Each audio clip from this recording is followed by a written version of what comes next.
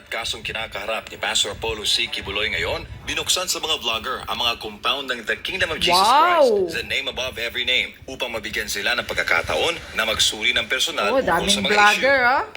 Pinaunlakan ni Pastor Apollo ang mga Yan, ito ang na mag-ibot, kingdom ni Pastor. magtanong impromptu sa mga full-time medical workers, saksihan at suriin ang kani-kanilang pamumuhay sa loob ng mga compound na ito. Una nilang nilibot ang kasalukuyang pang ginagawa na KJC Kingdom. First time ko makapasok kagabi Wow. doon sa Kingdom, yung kabisaya pa, abi-abi.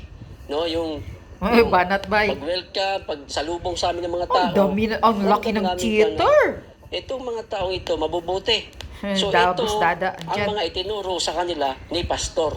No? Kung nagawa nitong mga taong ito, dahil mula sa turo ni Pastor, maaaring ganun din, mas higit pa ang kabutihan ng pagkatao ni Pastor. Kaya ko siya Correct. sinuportahan. Sa sunod na araw, umakyat sila sa Grabe. Covenant Mountain and Paradise Yan, Garden Reader ang Store sa Barangay Paradise ni Tamayong, Pag. Kalinan, Davao City, kung saan nila nakilala ang ilan sa FTMWs ng KOJC. KOG Dito Pastor, nila nakilala ang ilan sa mga pangalan Kingdom. na dinawit sa munoy mga pang-aabuso sa loob ng The Kingdom of Jesus Christ. Ayon sa bogus witnesses ni na Senator Risa Ontiveros sa mga nakaraang pagdinig sa Senado laban kay Pastor Apollo. Dito, nabigyan ng mga vlogger ng pagkakataon na magsuri at magtanong sa mga witnesses nang walang script kung totoo ngang may pagmamaltrato dito. Sinundan daming ito ng vlogger, pagpunta nila sa napakagandang Glory Mountain. wow, Dito umano nakita Glory ng false witness na Mountain. si alias Rene na nagbigay ng mga bag ng baril si Pastor Apollo Yan kina ang dating Glory Pangulong Rodrigo Mountain? Duterte at Oh sa anak my nitong si God. Vice President Sara Duterte. Wow, Nandito rin ang mga naging kasamahan noon ni alias Rene na landscaper sa Glory Mountain at nagpakilala kung sino at ano ito dito. Sino po yung sinitalo? Dito yung talutulog si Pastor. busdada. Nakasuporta ako kay Pastor Kibuloy dahil una sa lahat, ang pinaglalaban namin dito Oliver, is press freedom. Kasi nakakapakan na po eh. correct. po yung helipad. Dito po naglalang yung chopper. So, Wow. namin alias Rene. Nandito si Pastor at may dalang bag at papunta natin sa mansyon. Pakitingin na lang kung saan yung mansyon. Di po tayo rito member ni Pastor Apollo Kibuloy. At nagpapasalamat nga po ako kasi bilang isang independent vlogger, napagbigyan po tayo na masilip po natin at makita po natin kahit papaano, malaman din po natin kung ano po yung side naman po nila. Sapagkat may mga Correct. lumabas po ng mga investigasyon, ang naipakita lang po, yung side lang po ng mga nag-aakusa kay Pastor Kibuloy. Gusto namin yung pantay na hustisya na makamtan ng bawat Daming mayaman vlogger, man, oh. mahirap man. So, kaya pumunta po kami dito sa Glory Mountain. Wow, ang ganda ng Glory Mountain. Personal na malaman Parang kung resort. totoo yung sinasabi ng alias Rene. 5-star hotel So, resort. base po sa nakita po 5-star namin talaga, dito, tingnan ang linis. From the start, dun sa baba, may helipad. Dun pa lang, naghanap na ako ng mansyon. So, wala akong nakita ng mansyon. Hanggang nakapunta po kami dito sa pinakadulong ito. Well, wala rin ako nakitang mansyon. Well, may nakita akong tent nandito. Pero, hindi naman mansyon to, kubo to. So, ibig sabihin ito, ang pagpunta po namin dito para po imbestigahan natin kung may katotohanan yung ginagawa ni Senator Hontiveros dyan sa Senado. Correct. Yung paratang kay Pastor Kibuloy. So, maliwanag po sa amin, tama po ang pinaglalaban namin na talagang sinungaling itong witness ni Oh, correct. Senator Hontiveros. Yan. Teka, at least, kung may tinatago si Pastor Apollo Kibuloy, hindi ka pa pupuntahin dito. Hindi niya papakover ito, papakita. Kaya nga. So, meaning, wala siyang tinatago. Medyo sa edad ko na ito, ngayon pa lang ako nakakita ng ganitong lugar. Mayroon palang ganitong lugar, no? Bukod sa maganda ang klima, malamig, napakaraming mga puno, maraming pine tree, tapos yung mga bulaklak dito, Ang gaganda. ayos, napaka-systematic. Yung Parang mga tao, paradise. Wala naman akong nakitang minamaltrato dito. Ito lang yung sarili ko lang pagtingin nung nakarating pa ako dito.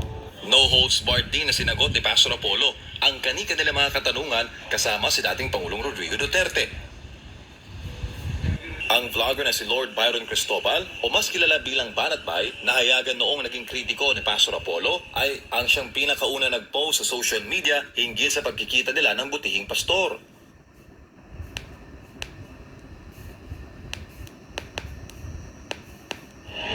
Nandito po tayo para suportahan po si Pastor Kibuloy dun sa panawagan niya po na maging patas lang.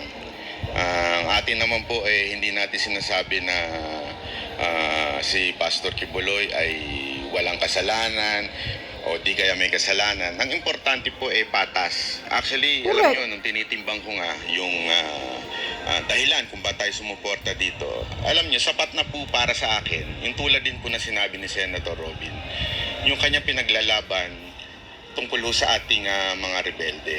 Alam nyo, eto, lagi ko sinasabi ito sa aking live na SMNI lang talaga ang tumayo para labanan ho itong rebelde. Na napakahirap po. Alam naman ho natin yan. Dekada na ho silang nanggugulo sa ating bayan. Dekada na ho silang talagang nangaabuso ng ating mga kababayan. At mahirap lumaban dito sa mga rebelde na ito. Pero gayon pa man, si Pastor Kibuloy matapang na hinarap po ito. At naniniwala ako na isa ho ito sa dahilan kung bakit ho pinipilit itumba ho si Pastor Kibuloy. Kaya nandito tayo para lumaban din, tumulong din, sumuporta sa pinaglalaban ni Pastor Kibuloy. At bago sila umalis, nag-ikot sila ng personal kasama si Pastor Apollo sa ilang mga pribadong lugar sa KJC Central Headquarters. Upang mapatunayan na walang anumang itinatago ang Wow! KOJC. Ang At handa laki. itong sagutin sa korte ang mga pinupukol na mga akusasyon at kaso. I always respect yung ibang reliyon. Naaalagaan ni Pastor Kibuloy lahat ng kanyang workers, provided lahat. Yun po ay malaking bagay. Kaya nga yung nakita ko yung eskwelahan kahapon. Grabe, Napakaganda oh. po, ang ganda ng school. Pero yun libre. At ang maganda nun, sinabi sa akin, May yun eskwelahan. ay pwede sa outsiders. Yan ang mga hindi sa estudyante, members. oh. So kung napapag-aral ni Pastor Kibuloy, yung mga outsiders, palagay ko, ay kaya niyang pag-aralin yung mismo miyembro niya. Ang hindi ko makalimutan na sinabi ni Pastor, gumawa lang ng mabuti sa kapwa, tumulong sa kapwa tulad ng ginagawa niya ngayon sa mga full-time worker sa Kingdom of Jesus Christ. Kasi etong ganitong sinisira na siya, pero etong mga naririto, kahit nung mga nasa labas na ng mga ex-worker na lang sila ngayon, nagsasabi sila ng totoo na si Pastor mabuting tao. Kasi yun naman talaga ang naranasan nila noong sila ay nandito pa, full-time worker pa, hanggang sa paglabas nila, ex-worker na lang sila, dala-dala pa rin nila yung mga alaala sa kabila ng kabutihan ni Pastor. Bilang isang political vlogger, ginawa ko po itong personal na laban kung ano po ang nangyayari kay Pastor Kibuloy. Personal na laban dahil lahat ng source na kinukuha ko po sa pagbablog ay galing po sa SMNI. Para sa akin, bilang isang Pilipino na sa demokrasyang bansa ho tayo, bayani sa akin si Pastor Kibuloy. Correct. Bakit bayani? Base po sa aking sariling pananaliksik at Ooh. base sa aking Yeah, personal laging tumutulong na yan, knowledge si sa Pastor. pagkakilala ko po kay Pastor Kibuloy ay marami po siyang tinulungang mga Pilipino na Correct. hindi nagawa ng mga politiko. Politiko. Ang Yun. laban na ito ay hindi kaya ng isang ordinaryong Pilipino. Ang paglaban sa komunistang grupo ng CPP, NPA, NDF. Dito ako bumilib kay Pastor Kibuloy na dapat ang ginagawa ni Pastor Kibuloy sa pagtuligsa sa mga Yan ang komunistang mga grupo rebelde. ay ginagawa dapat Surrenderis. ng nasa gobyerno. Kaya ho ako ngayon sumuporta kay Pastor Kibuloy dahil tinitingnan ko rin ho yung utang na loob na ginawa ni Pastor Kibuloy sa ating pinakamagaling na presidenteng Rodrigo Roa Duterte. Previously, we have a lot of reservations and marami rin kaming Salsido questions. pala si Boss Bada.